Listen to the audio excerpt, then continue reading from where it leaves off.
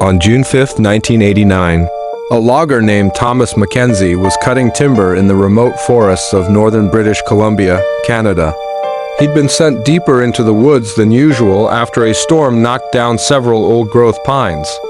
The area was rugged, almost untouched, with thick underbrush and a swampy ground that made every step difficult. Thomas had been working in these forests for decades, but what he stumbled on that day was something he would never forget. About half a mile from the logging site, he noticed a strange mound covered in moss and sticks. At first, he thought it was just another fallen tree that had been buried over time. But when he got closer, he saw something that froze him in place.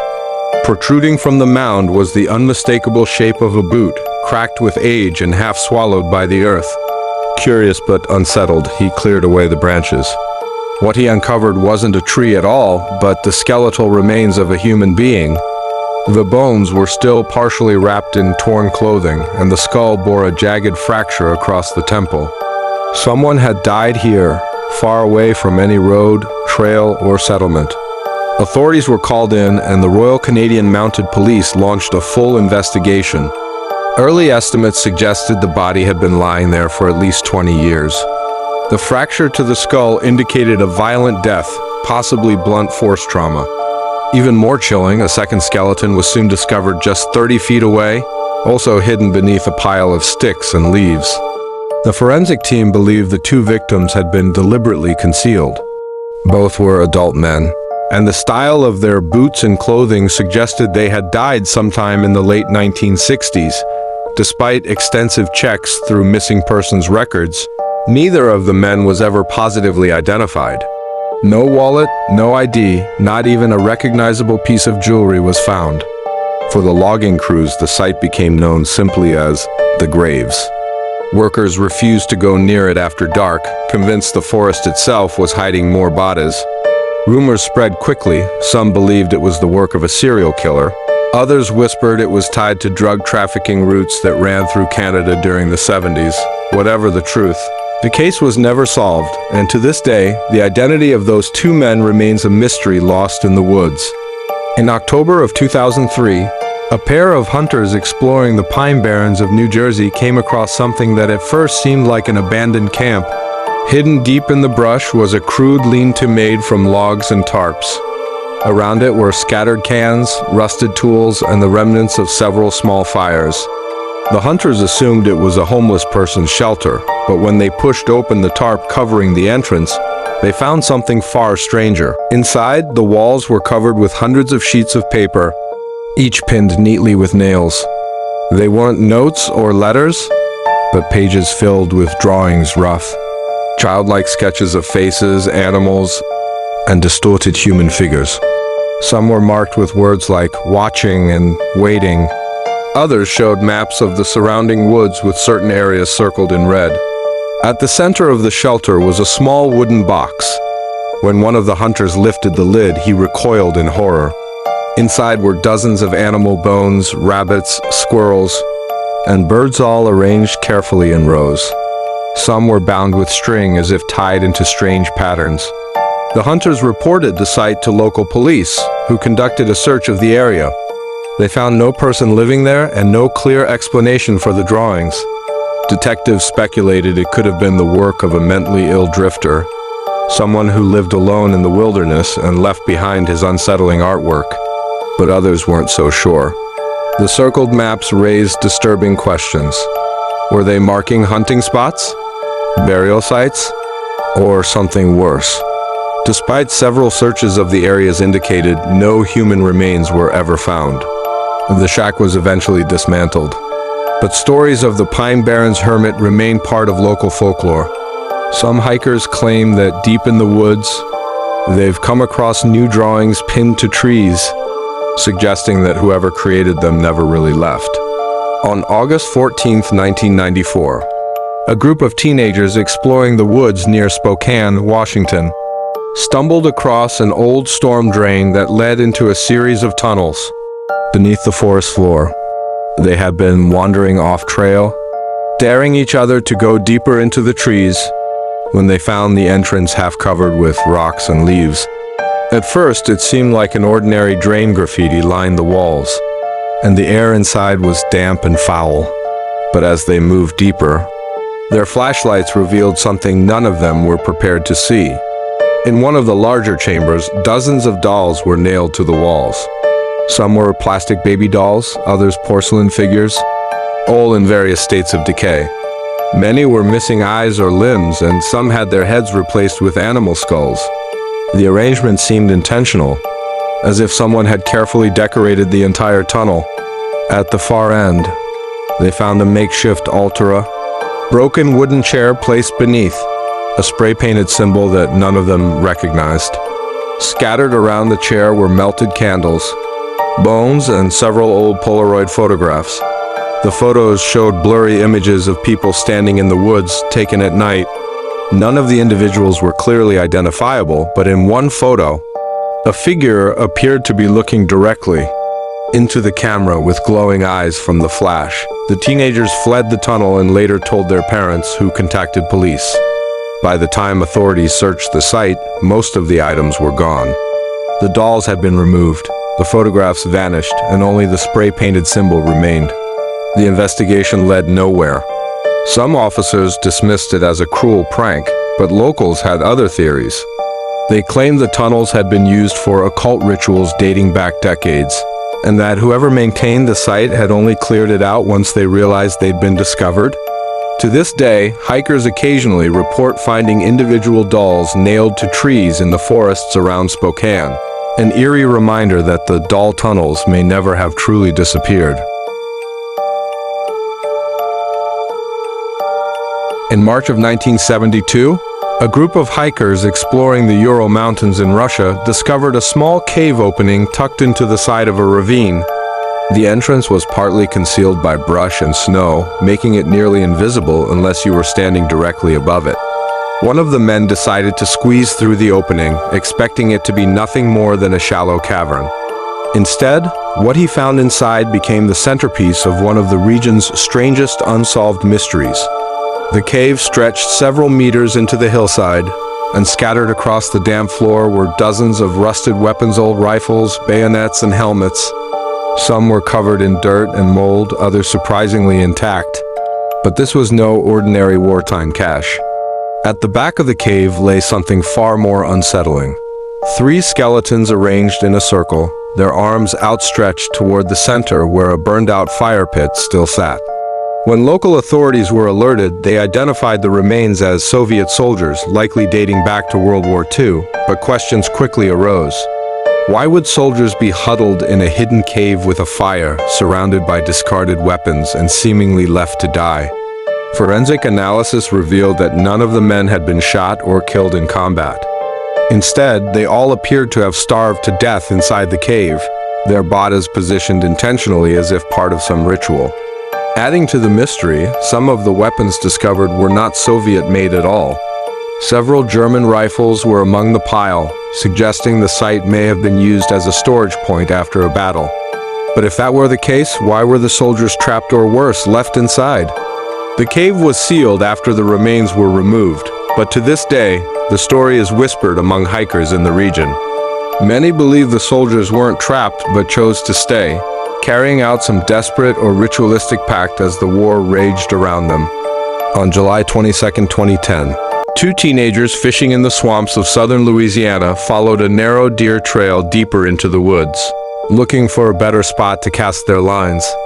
What they stumbled across instead was a scene that looked straight out of a horror film. Just beyond a row of cypress trees, they found dozens of rusted cages scattered across the clearing. Some were small, like rabbit traps, while others were large enough to hold a human being. The cages were stacked haphazardly, covered in vines and rust, as if they'd been there for decades. Inside a few of them were animal bones, mostly dogs and cats, long since picked clean. But what unsettled the boys the most were the markings on the trees surrounding the cages. Dozens of crude symbols had been carved into the bark crosses, spirals, and strange geometric shapes. At the center of the clearing stood a wooden post with chains still bolted to it. The teens reported the site to the sheriff's office, and within days, state investigators combed through the area. They concluded that the cages had likely been used in illegal dogfighting rings during the 1980s and 90s, though no official records of arrests ever surfaced. The symbols on the trees were harder to explain. Some officers dismissed them as graffiti or the work of bored teenagers, but locals had other theories. Several residents claimed the clearing was used for far darker purposes, rituals tied to black magic and animal sacrifice. The combination of cages, bones, and carvings only fueled those rumors. To make matters worse, one investigator admitted off-record that they had found chains buried beneath the soil, suggesting that the post in the center wasn't just for animals. The site was bulldozed soon after the discovery to prevent curious explorers from getting hurt. But even today, locals in that part of Louisiana avoid that section of woods altogether. They say when the wind is just right, you can still hear the sound of dogs howling deep in the swamp. In January of 1985, a man named Richard Holden was hiking in the Cascade Mountains of Oregon when he noticed a strange object half buried in the snow. At first, it looked like a piece of metal roofing torn from an old shed. But as he brushed away the ice, he realized it was the door of a refrigerator. Curious, he and his hiking partner uncovered the rest of the object and were horrified to find that it was a complete fridge, sealed shut with duct tape and rope. Fearing what might be inside, they flagged down park rangers who pried it open the next day. What they found was worse than anything they expected. Inside the refrigerator were the remains of two children, both under the age of 10. They had been carefully wrapped in blankets and plastic bags, then sealed inside the fridge before it was dragged into the forest and left to freeze. The discovery sparked a statewide investigation. The children were never identified, and despite nationwide searches of missing persons reports, no family ever came forward. Investigators theorized that whoever left them there had gone to great lengths to erase their identities. The fridge itself was traced back to a hardware store in Portland, but the purchase records led nowhere. Over the years, the children in the fridge case became one of Oregon's most notorious unsolved crimes. The forest where they were found is still avoided by many hikers, and locals insist that the case was more than just a random crime of opportunity. Some believe it was tied to a series of child abductions across the Pacific Northwest during the 1980s, while others say it was a one-time act of desperation by someone who wanted the children's disappearance to remain hidden forever. To this day, the refrigerator remains in police evidence storage, a haunting reminder of what was left to rot in the woods. In May of 1998, campers in West Virginia reported hearing strange metallic noises echoing from a remote section of forest late at night. At first, they assumed it was a distant construction site or maybe hunters setting up equipment. But when the sounds continued night after night, they decided to investigate. Roughly 2 miles off the main trail, they came across a bizarre structure, a massive treehouse built 30 feet above the ground. The wooden beams were sturdy, the platform wide enough to hold several people, and a rope ladder dangled from the side. But this wasn't the work of kids or casual campers. Inside the treehouse were rows of rusted medical equipment stretchers, 4 poles, and trays filled with empty glass vials. Old surgical masks and gloves were scattered across the floor, and a thick layer of dust covered everything, suggesting it had been abandoned for years. But the most disturbing detail was the series of notebooks left stacked in a corner. Each was filled with handwritten notes describing medical experiments. Some pages detailed the effects of sleep deprivation, others described injecting animals with unknown substances. Disturbingly, several entries mentioned subjects without clarifying whether they were animals or humans. When police investigated, they were unable to trace the origins of the equipment or the author of the journals. The location was far too remote for any official medical work, and no hospitals or clinics reported missing supplies of that nature. The treehouse was eventually dismantled, but the journals remain in police custody. Many of the entries stop abruptly, as if the author left in a hurry. No one knows who built the structure, what kind of experiments were really being conducted there, or why it was hidden in the middle of the woods.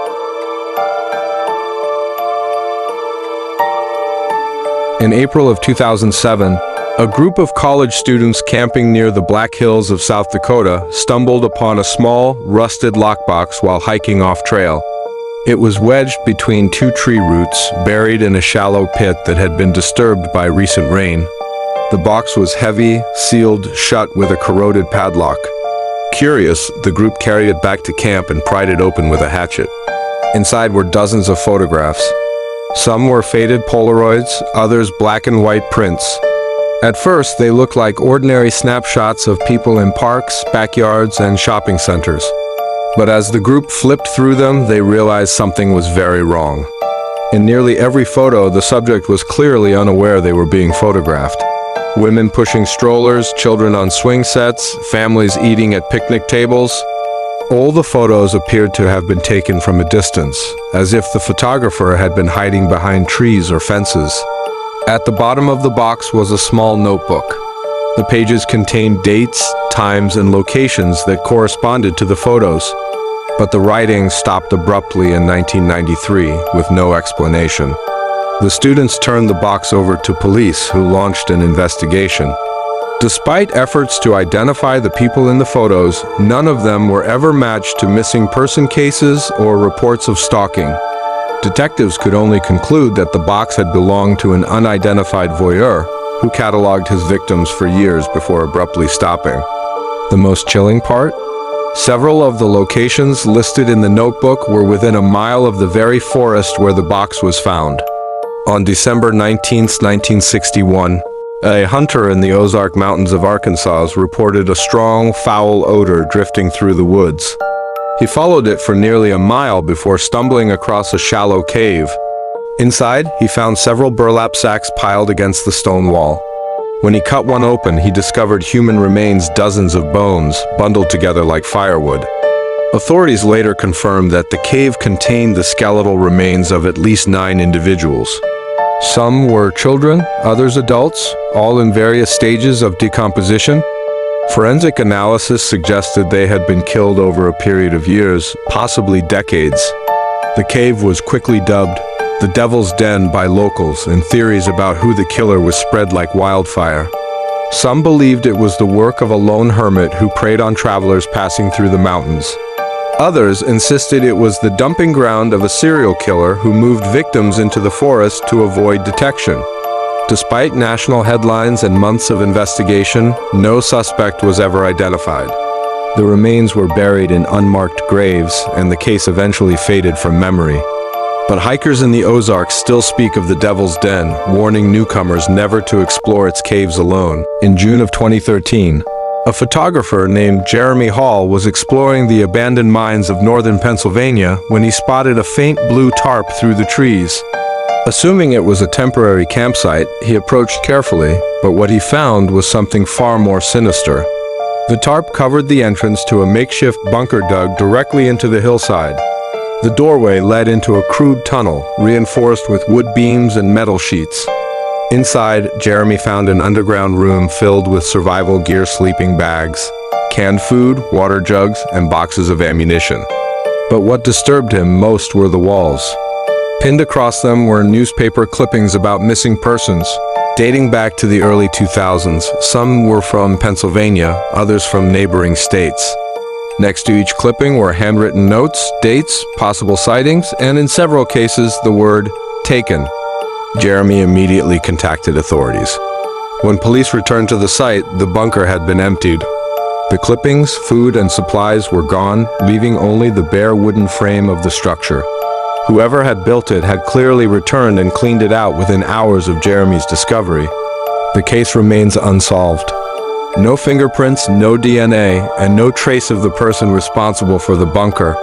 Investigators admitted that the notes suggested a disturbing obsession with tracking missing people, but whether the builder was merely collecting information or actively involved in the disappearances has never been determined.